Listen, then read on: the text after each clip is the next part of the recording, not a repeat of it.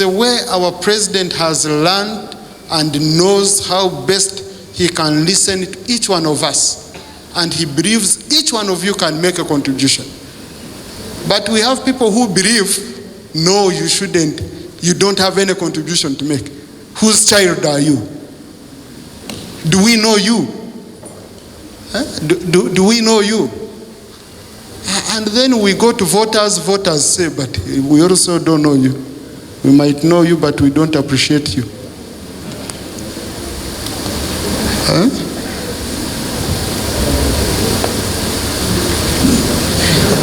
Anyway. So in short, I raised this point because I'm in a fraternity of journalists.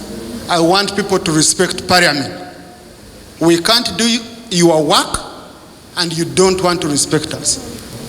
Our Parliament, the one we have, we don't have any single bill of government pending. Any single bill. Every bill government has brought, we have processed. We've met every statutory obligation of government.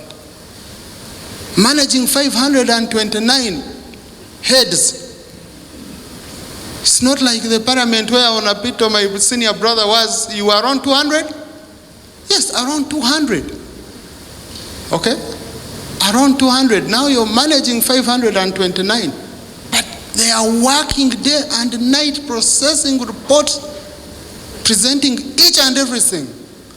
And then someone comes to just shout Parliament. And we are clearing their bills. You know? We are clearing their bills. So we need you to come out and you help us put a very clear line that no, please respect, each side should respect the other, and then we shall be able to move. And this is a dialogue which I would want us to go into, of no advantage. And then you strive. But when you reach somewhere and you find someone is behaving as if you should first have sought their permission to reach where you've reached. You know? And you don't question this. Because I've seen some of the senior leaders, especially in my party, the NRM, trying to question the newcomers, the young people, issues of ideology. Ugandans are facing serious problems. The biggest crisis we are facing as a country is not a crisis of ideology of political parties. It's a question of unemployment. It's a question of rising cost of food, rising cost of living, and it cannot be solved by ideology. It cannot be solved by going to Chankwan's for training. No way. And of course, yesterday someone sent me a video, these social media videos, where a professor was telling the story of Albert Einstein when he was lecturing at Princeton University in 1920, and he gave an exam. And then the assistant came running to Albert to say, "Sir, Professor, you've given last year's exact exam. You've given it for the finalists of this year. You've repeated the same examination paper." "Sir," the professor said, "So what's wrong?" He said, "Sir, you made a mistake?" And Albert Einstein replied by saying that, no, the questions might be the same, but the answers are different. The questions of 1986, when some people came from the bush, might be the questions of today, but the answers are totally different.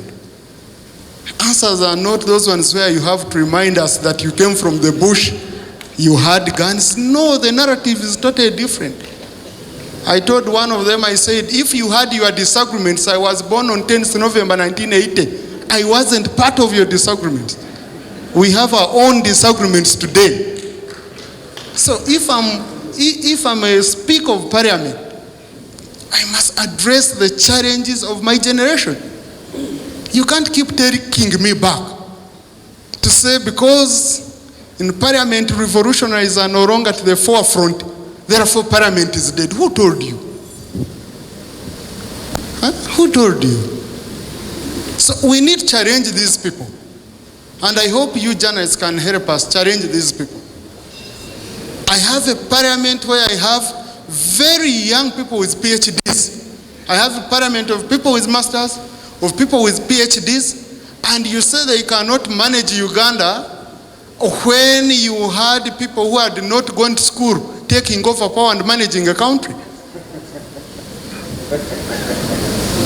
And we just take it lying low.